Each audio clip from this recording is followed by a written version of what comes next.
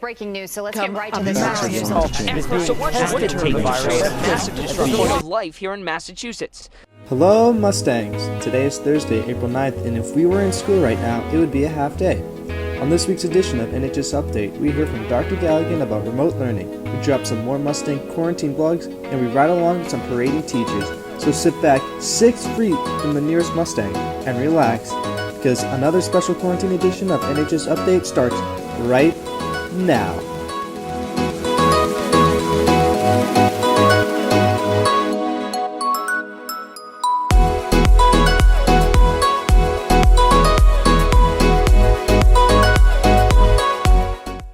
Hello Mustangs and welcome to the show. I'm Rory Kerr. I'm Adeline Jeanette. I'm Stephen Allinger. And I'm Jake Mannering. Let's get started with some announcements.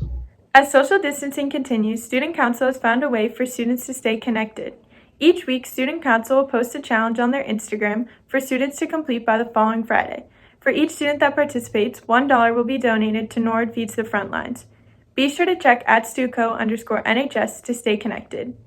Also, NPS has launched a new website to provide technology resources during the school closure. For information about remote learning, school online enrichment plans, Chromebooks, and other supplemental educational resources, please visit the link below. On Monday, the high school implemented a new remote learning schedule for students and teachers. Jared Shea caught up with Principal Dr. Galligan yesterday for a video conference to see how things are going. Hey Mustangs, today I am joined by Dr. Galligan to talk about remote learning. So Dr. Galligan, you always ask us how we're doing, so we want to ask you, how are you doing? I'm doing all right. Yeah, we're hanging in here. You might have a little bit of action from the family in the background. I apologize for that. But we're doing okay, hanging in there, just like everybody right now, trying to adjust to a really different world. And incrementally over the last few weeks, you've seen things change almost by the hour, really fast at first, and now kind of trying to adjust to that and really what it means for Norwood High School, what it means for our community, and at the same time allowing students, staff, ourselves to be able to balance the needs of your family with that as well. And of course, we're hanging in there. How are you, Jared? Doing okay? We're doing good. Like you said, we're on the same boat, so we're taking this one step at a time. It's impossible to be proactive about these kinds of things because it just happens, so we have to be reactive. And I think that brings us to my next question. Being reactive, how did the administration come to the conclusion that we would continue in the form of remote learning from home? Yeah, so it was really kind of a step-by-step decision process. So I think it's helpful to look back. Right when we first closed, we thought we were going to be closed for 6 school days. So we were fortunate that our teachers and students, being in a one-to-one Chromebook atmosphere and being used to Google Classroom, were already pretty set up to be able to continue some learning in the short term. So, you saw right away staff and students being engaged in assignments and schoolwork, thinking it would be short term, and pretty soon after that, we learned it would be a few weeks. Right. And so at that time, we went to more of an enrichment model where we're offering options for kids to continue their learning while we tried to get in place some longer term things. On top of that, we had to wait for guidance from the federal and state government to come down to us about what could we do, because this is an unprecedented situation for everybody involved. So once that was sorted out, we were able to come up with kind of a more structured remote learning plan, which we started this Monday, April 6th, which really gives students the opportunity to move through their schedule like they're used to, and to connect with their teachers like they're used to through a way like two-way video conferencing, Google Chat, Google Classroom, using all these technology features that we have to be able to do that. Definitely not as a replacement for what we typically do, but as a way to stay connected. So we wanted to come up with the balance between structure, which was lacking during those first few weeks. You know, everybody at home kind of going about their own schedule and missing a little bit of structure, and also balance that with the flexibility that was needed, because right now everybody needs more flexibility than we've ever had, or than we've ever needed before. So we needed to make sure we had a balance between those two things. And we worked with lots of different people. We took feedback from staff and students. We worked with our department leadership.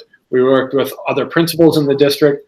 We consulted with other districts to see what they were doing, and we and the federal and state government, as well as the teachers union, to come up with a plan that kind of made sense right now and that was doable. So it was a step-by-step piece, but the plan we have in place now, we're pretty confident in that it's the right balance and that it's something that could last as long as we need it to last. Right. So as we kind of all get the hang of remote learning, what do you think are some advantages or even disadvantages of, being on the computer rather than being in the classroom? Yeah, I think the primary disadvantage is it can never replace the connection that we experience at Norwood High School by coming together on a daily basis. So students being with students, students being with staff, and staff being with other staff, that sense of real community that you get by having personal interactions and personal connections and going through that day after day, class after class, year after year. The primary challenge is we can never replicate that in a virtual or remote learning setting. You're never going to be able to do it. But what can you do is we're fortunate to have the technology that allows us to do like we're doing, to be able to see each other, to connect, to be able to still continue learning to a certain degree, but allow students some more flexibility over their learning. And that's one of the potential benefits, is that staff and students now have some options about how they go about doing this and can think about education a little bit differently than maybe they did before, where you're limited by a bell schedule. You're limited by the types of assignments. You're limited by the state curriculum, by MCAS, things like that. Now you're in a weird way, there's a little bit of freedom from some of those things to explore some of the really key concepts and dive a little bit deeper instead of trying to tackle one thing after the next. So there's a potential benefit there, but the big drawback is that personal connection that we rely so heavily on and benefit so greatly from. And in your address to the school, I think it was last Saturday, you addressed the school and how everything's going to be laid out for the next coming weeks, maybe even months. But what's something that you didn't say in your original address that you wish you said to the school? Yeah, we want to, most importantly right now, is that we can connect with you guys in some way. That's the thing we miss the most. And I think in a weird way, after a while, kids started to realize that too, that the thing they missed the most is that connection. And so we want every single kid to reach out to a staff member and let us know what's going on. And we understand that there's going to be situations where people might not be able to engage in their learning the way that they want to or normally could or used to, and that's okay. But we have so many supports available, and we just need to hear from people. So this is the time to reach out to a staff member that you trust, a teacher, a counselor, an administrator, and let us know what's going on. And if you can engage in your learning fully and keep things moving, and this provides you a sense of structure that you were missing before, that makes you feel good, that's good. And if you're learning a little bit on top of that, academically speaking, that's good. But most importantly, we want to hear from you to establish that connection and be able to support our students in any way we can. I think as a student myself, I can relate to kind of missing the everyday routine that we're all in. And I think, like you said earlier, we're on the same boat. So we have to take this one step at a time. And I think it's just difficult for people. So brings me to my last question. What advice do you have for kids that are being overwhelmed by remote learning and these new norms, I should say? Yeah, take a deep breath. It's okay. The way that you feel being overwhelmed, and recognizing that you could be a little overwhelmed or a lot overwhelmed. All of us feel that way too. everybody's balancing a different life than they were only a few weeks ago. So my advice is take a deep breath and please reach out. Please let us know, reach out to an adult, let us know what's going on so we can support you. We can make it happen. We'll get through this. And we're going to do that together. It looks differently than it used to. But there will come a day where we're going to all be together again, and it's going to be an amazing, amazing time. But right now, we're going to continue to support each other and get through this together, because that's the way we operate, and that's the strength that we have in our community. Exactly. Well, thank you, Dr. Galligan. I want to thank you for taking your time to let me talk to you, and everything you said. I hope everybody takes it in. We're all in this together. So with that, now back to Addie. Thanks, Jared. Have a great day. Thank you, Jared and Dr. Galligan. And for more information about our new remote learning plan, be sure to check out our YouTube for Dr. Galligan's video explaining all of it. Students, be sure to check your Google Classroom and stay updated with your classes. Teachers will be posting assignments and new information that you're highly recommended to participate in. Also, if you're having any issues with your Chromebook, be sure to email rjones@norwood.k12.ma.us. Recently, some Norwood teachers were parading around town in their cars. Senior staff reporters Jenny Carroll and Rory Kerr investigate. So excited to see all my friends! Norwood teachers went for a drive last week to try and connect with students. I asked the superintendent, hey, can the middle school do a car parade? And he said, sure, as long as you invite the entire district. So Coakley Middle School principal Dr. Margot Frasick did just that, organizing a parade route that included nearly 200 teachers from 8 different Norwood schools. And we went to as many neighborhoods as we could, so just to say hi and connect with kids and kind of have a fun remote school day activity for kids. Frasick said she knew she needed to do something when she realized how much students and teachers were missing each other. They were so excited to see us and waving, and they had great signs, so many cute signs that they had, and it was just really, really special. To set the parade atmosphere, teachers redesigned and individualized their rides. They got balloons, they got streamers, they made posters, and just decorated them both with their names and just, with sayings like, we miss you, or, we can't wait to be back with you all, and stuff like that. So it was really fun. 3rd grade Balch teacher Julie Kerr says she enjoyed decorating her car. We wrote the name of the school and my students' names, and that I miss them and that we have pride in our school. Kerr says the event was amazing, but also bittersweet. It actually was an emotional day for everyone, happy and sad. Sad that we have to be doing it, but happy that everybody came together for this and that we'll get through it, and hopefully we'll all be back at school soon. And while school is not in session, the parade did bring the entire community together, with families staying 6 feet apart. I was surprised by how excited I was to see all of the people standing along the roadway, the families, the senior citizens of the town, and people holding up signs and dressed in their Norwood gear. It really was a very special thing. One nice thing that we hadn't really thought about was how many of our elderly residents haven't seen people for so long. So we saw so many elderly people waving at us through their window or just standing out on their porch. So I think it kind of brightened their day too. So kind of an unintended positive consequence there.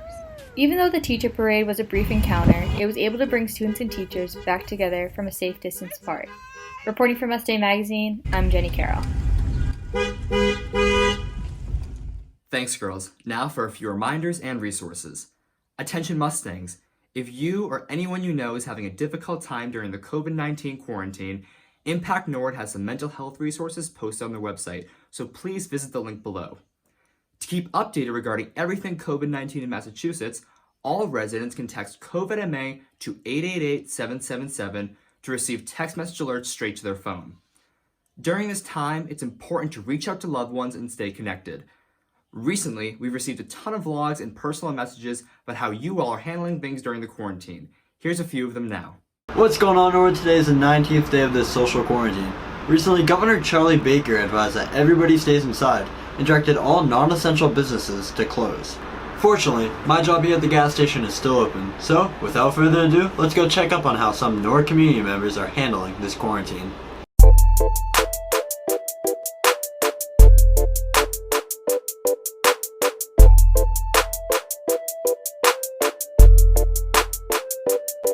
lot of Fortnite with my boys Cam and Robbie, a daily do, and then a lot of TikTok. You know, pretty easy though.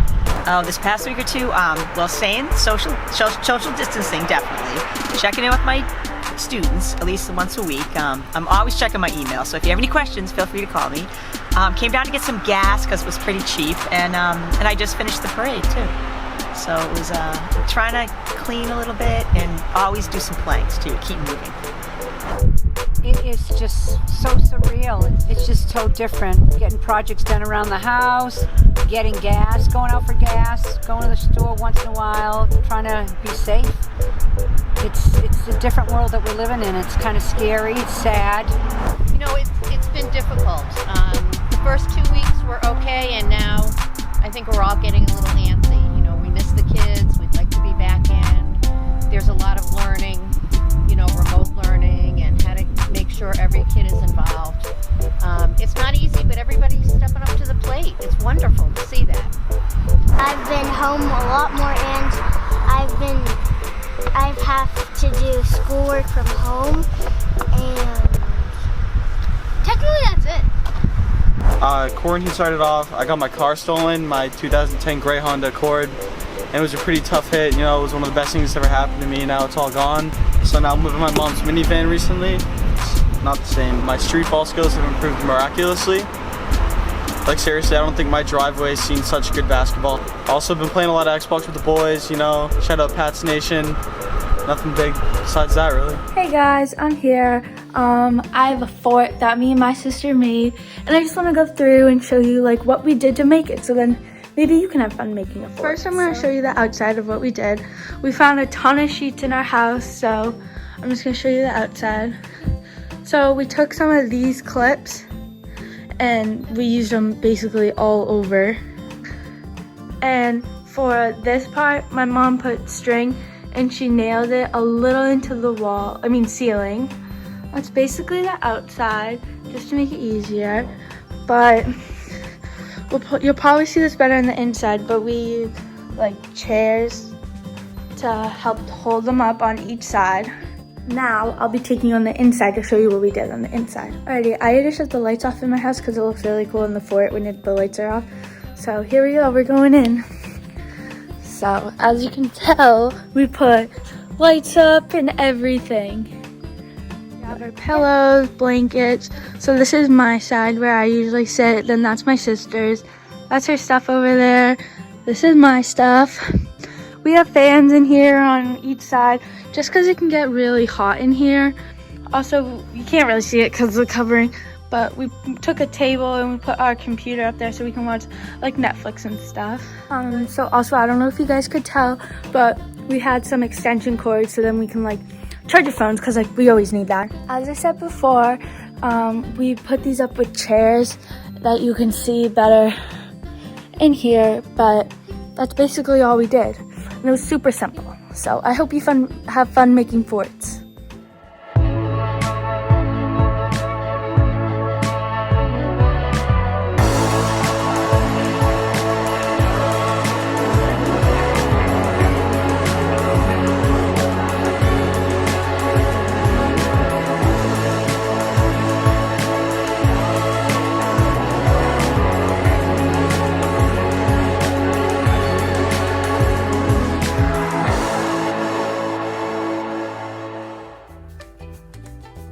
Hi Mustangs, I'm Sophia, and I just wanted to share with you guys what I've been doing while social distancing these past few weeks.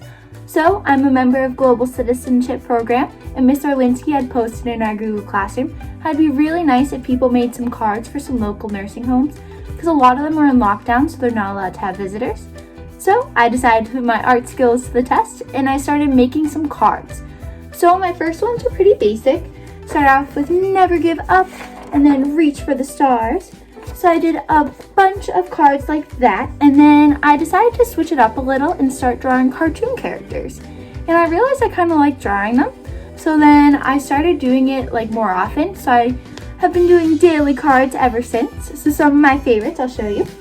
I did Popeye, as well as Stitch, and Fred Flintstone.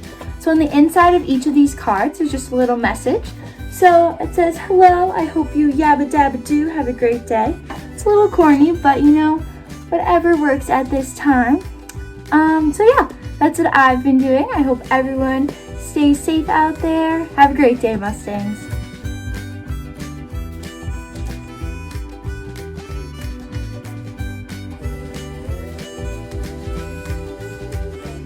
Hey all you cool cats and kittens, Miss Romaine here. Just wanted to check in and say hi and that I miss you all. I hope you're all safe. I hope you're all healthy. I hope you're all staying home and practicing that social distancing so that we can get out of this as soon as possible and we can all be reunited. I wish I was at work. I know many of you wish you were at school. So fingers crossed that this ends soon and we can all be reunited. Until then, stay safe and I miss you all. Hello, NHS. This is Mr. Sear coming to you from my undisclosed location. I have something very important to share with you to help you get through this quarantine. In the game Monopoly, if you land on an unowned property and you choose not to purchase said property, the property then goes to auction and all players, including the player who originally landed on the property, can bid on the property. It then goes to the highest bidder. This is literally a game changer. If you think Monopoly is a terrible game, it's because you've been doing it wrong. Now, you know. Stay safe out there. Hope to see you soon. Thanks to everyone who sent in a video, and if anyone else would like to submit a video, make sure it has good lighting and sound, and then share it to our Google account at nhstvshow@gmail.com. We'll be sure to feature a few of them on our next show. Recently, many members of the Norwood community have come together to make masks for the local nursing homes, hospitals, and other places with essential workers. Demand is still high. Anyone interested in cutting fabric, donating materials, or sewing should join the Making Masks in Norwood Facebook group. Now it's time to send it over to Allie McDonough with your sports update.